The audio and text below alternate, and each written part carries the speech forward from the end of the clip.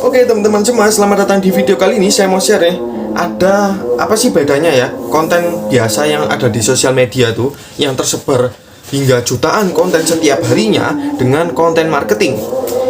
Hal tersebut sudah saya rangkum dan sudah saya catat di notebook sini. Jadi ketika saya dapat ide, saya konsep di sini agar ketika saya menyampaikan itu bisa lebih teratur lagi. Apalagi juga ini materi yang saya buat video ini sudah ada di Content Creator Black Book. Nah ini dia bukunya Ko Denny Santoso.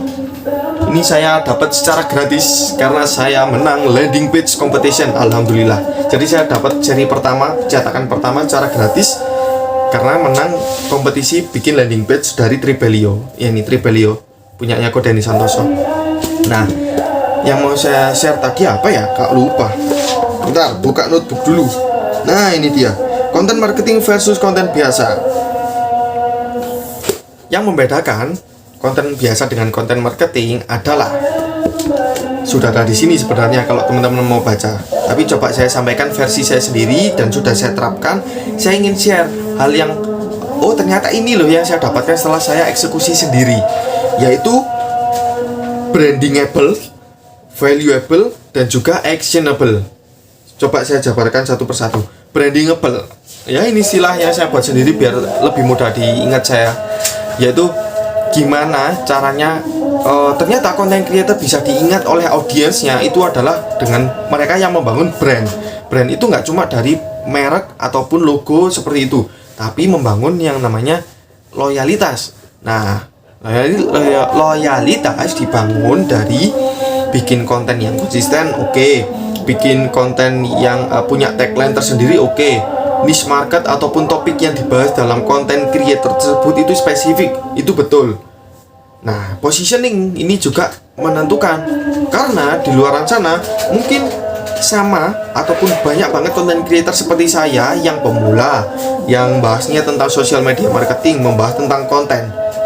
Nah, gimana caranya saya bisa lebih unggul dibandingkan mereka tanpa harus saya menjatuhkan mereka? Ya, saya menaikkan value diri saya dengan membangun yang namanya positioning.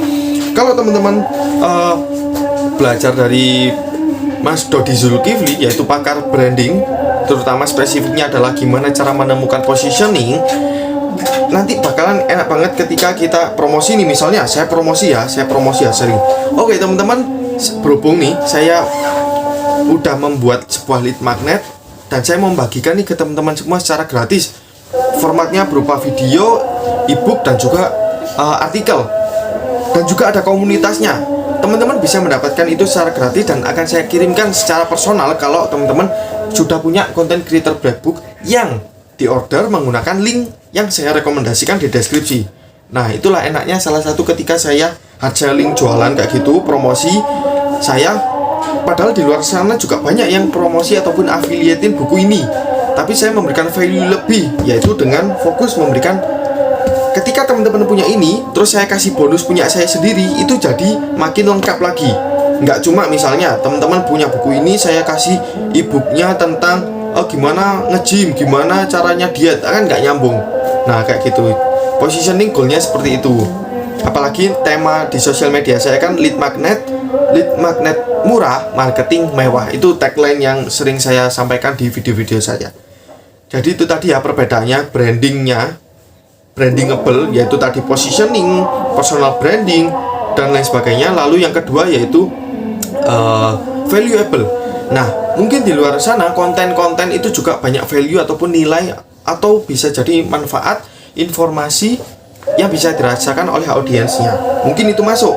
Oleh karena itu konten marketing pasti otomatis dia valuable, ada manfaatnya untuk audiens. Nggak cuma berupa informasi aja, misalnya informasi edukasi kayak informasi ilmu kayak gitu, tapi bisa berupa voucher diskon. Itu juga ada value-nya untuk niche market tertentu. Misalnya saya buka cabang baru jualan es teh.